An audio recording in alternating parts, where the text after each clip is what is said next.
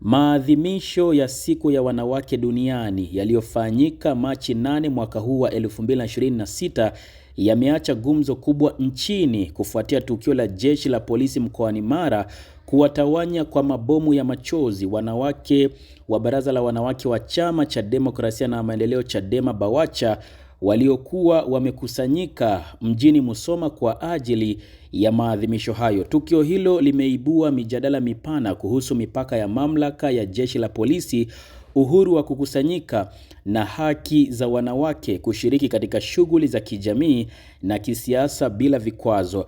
Aidha, limechochea maoni kutoka kwa wanasheria, watetezi wa haki za binadamu pamoja na viongozi wa kisiasa, huku wakili msomi na rais wa chama cha wanasheria Tanganyika TLS Mr. Boniface Mwabukusi akitoa kauli kali inayolipua utendaji wa jeshi la polisi katika tukio hilo.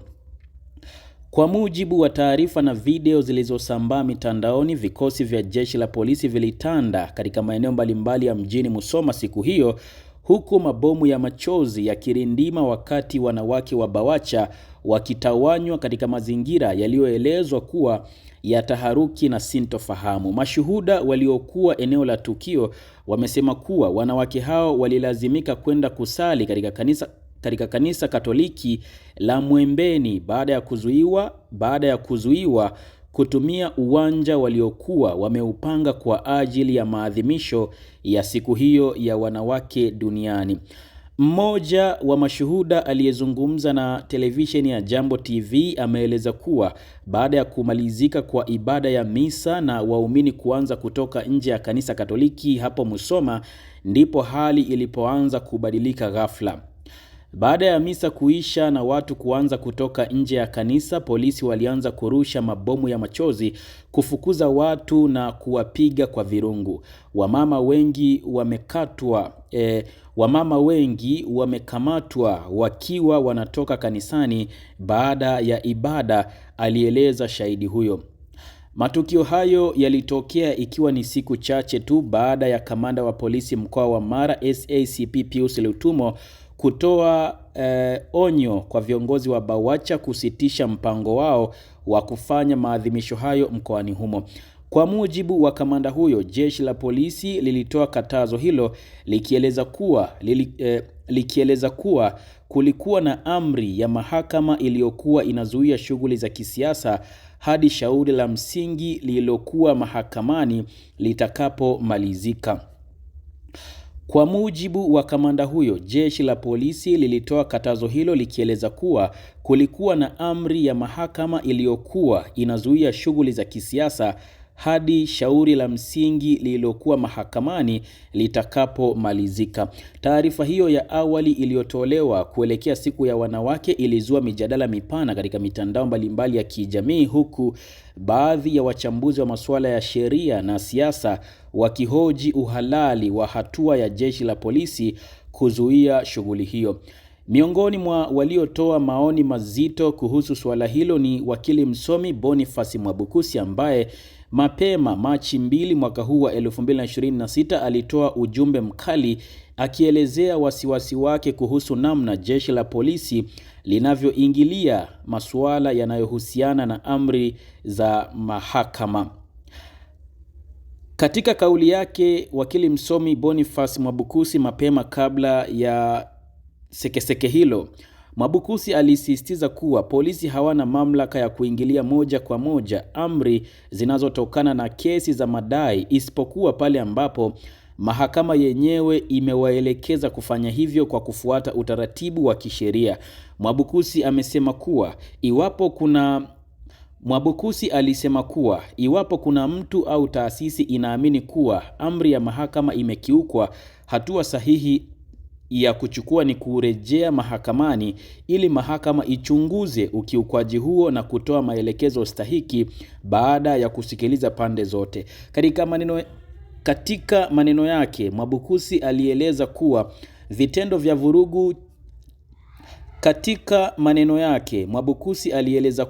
vitendo vya vurugu, chuki na ukiukwaji wa haki za binadamu mara nyingi huchochewa na matumizi mabaya ya mamlaka ya vyombo vya dola. Namnukuu, Bila kufumuliwa kwa jeshi hili la polisi, ni ngumu sana kuwa na utulivu na ustahimilivu wa kidemokrasia kama taifa,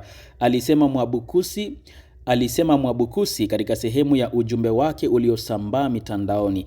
Aidha, alisisitiza kuwa moja ya haki za kikatiba za wananchi ni kukataa kutii amri zinazokiuka sheria na katiba, hasa kama amri hizo zinaonekana kuwa za kibaguzi au zinazokiuka haki za msingi za kibinadamu.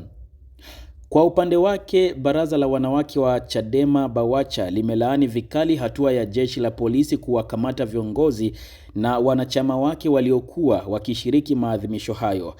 Mwenyekiti wa baraza hilo la wanawake wa Chadema Taifa, Sharifa Suleiman, amesema kuwa jeshi hilo lilitumia nguvu kubwa dhidi ya wanawake waliokuwa wamekusanyika kwa lengo la kujadili changamoto na mafanikio ya wanawake katika jamii. Amesema miongoni mwa waliokamatwa ni katibu mkuu wa Bawacha Taifa, Pamela Masei, pamoja na viongozi na wanachama wengine kadhaa wa baraza hilo. Kwa mujibu wa Bawacha, baadhi ya wanawake walikamatwa wakiwa wametoka ibadani kanisani, hali ambayo wameitafsiri kama unyanyasaji wa kijinsia na ukandamizaji wa haki za wanawake.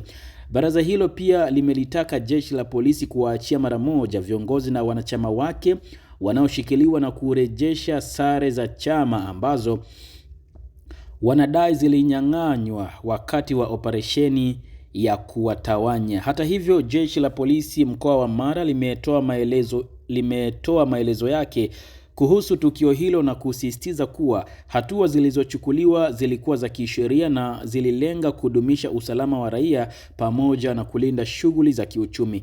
Akizungumza na waandishi wa habari, kamanda wa polisi mkoa wa Mara SACP Pius Lutumo alisema kuwa watu 27 wameshikiliwa na jeshi la polisi kwa tuhuma za kufanya vurugu na kuzuia shughuli za kiuchumi katika barabara kuu ya Nyerere inayounganisha Musoma na Bunda. Kwa mujibu wa kamanda Lutumo, ukamataji huo ulitokea baada ya baadhi ya wafuasi wa Bawacha kuanza maandamano barabarani mara baada ya kumalizika kwa ibada ya misa katika kanisa Katoliki mjini Musoma. Kamanda huyo amesisitiza kuwa jeshi la polisi lilitoa katazo la kisheria mapema tangu Machi 1 mwaka huu wa 2026, lakini viongozi wa Bawacha walikaidi agizo hilo na kuendelea na maandalizi ambayo kwa mujibu wa polisi yalihusisha maneno ya uchochezi.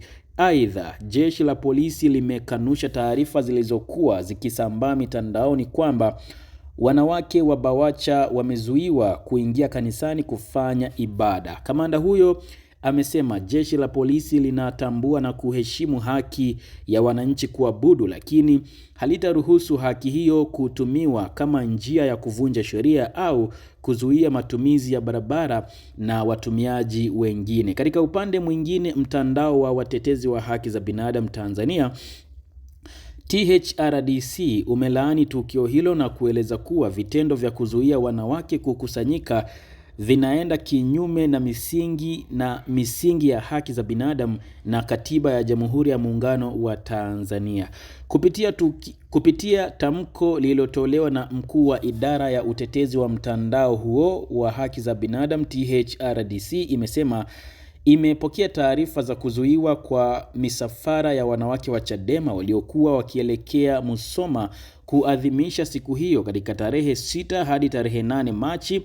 Mtandao huo umebainisha kuwa vitendo hivyo vinakinzana na ibara ya 18 na 20 za katiba ya Tanzania ambazo zinalinda uhuru wa kutoa maoni, kukusanyika na kuungana kwa madhumuni halali. Aidha, THRDC imekumbusha kuwa Tanzania ni mwanachama wa mikataba mbalimbali ya kimataifa inayolenga kulinda haki za wanawake, ikiwemo mkataba wa CEDAW pamoja na itifaki ya Maputo. Kwa mujibu wa mtandao huo, siku ya wanawake duniani inapaswa kuwa jukwaa la wanawake wote bila kujali itikadi zao za kisiasa, vyama wanavyotoka au makundi yao katika jamii.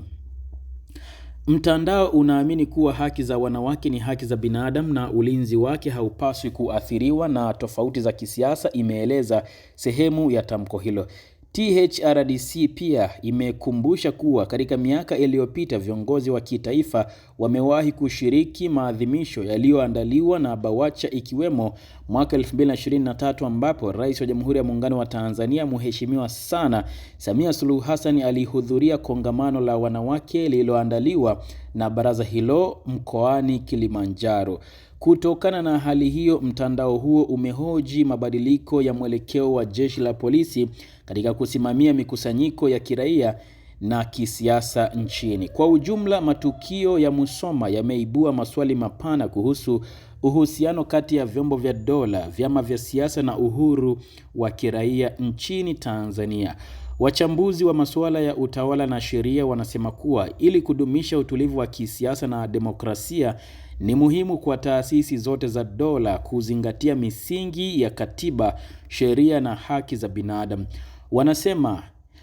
Wanasema pia kuwa siku za kimataifa kama siku ya wanawake duniani zinapaswa kuwa fursa ya kuunganisha jamii na kujadili changamoto zinazowakabili wanawake badala ya kuwa chanzo cha migogoro ya kisiasa. Licha ya matukio yaliyoripotiwa mkoani Mara, maadhimisho ya siku ya wanawake duniani mwaka 2026 yamefanyika kwa mafanikio katika maeneo mengi nchini, huku wanawake kutoka makundi mbalimbali wakishiriki katika mijadala, makongamano na shughuli za kijamii zinazolenga kuimarisha usawa wa kijinsia. Hata hivyo, changamoto zilizojitokeza katika baadhi ya maeneo, hasa zinazohusisha vyama vya siasa, zimeacha somo muhimu kuhusu umuhimu wa kuheshimu haki za msingi za raia na kuhakikisha kuwa vyombo vya dola vinatimiza wajibu wake kwa kuzingatia sheria na misingi ya haki za binadamu. Kwa sasa macho ya wengi yanaelekezwa kuona hatua zitakazochukuliwa kufuatia tukio hilo, ikiwa ni pamoja na hatima ya waliokamatwa, majibu ya taasisi za serikali na namna taifa litakavyoendelea kulinda misingi ya demokrasia, haki na uwajibikaji katika siku zijazo.